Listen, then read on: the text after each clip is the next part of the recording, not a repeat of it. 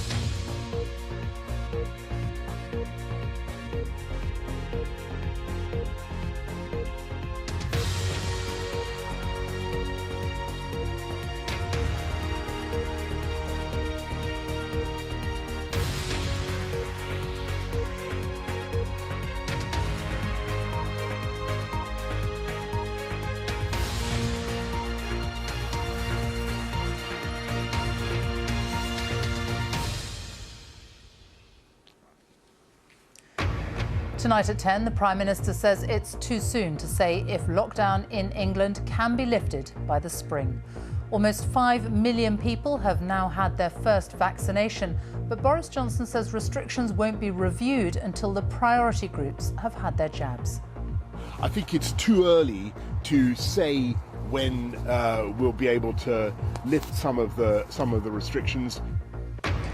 As the UK's death toll nears 100,000, our final report from the Royal London Hospital on the pandemic's impact on the NHS.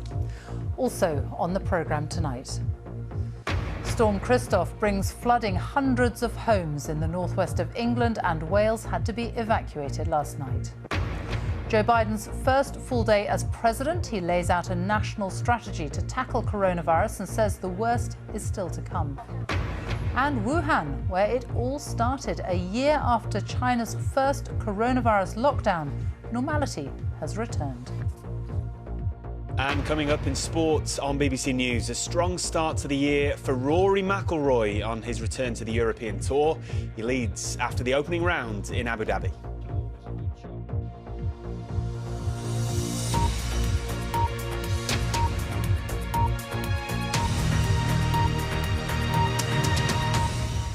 Good evening. The Prime Minister says it's too early to say when restrictions in England can start to be lifted, as some scientists suggested that pubs and restaurants should stay closed until May.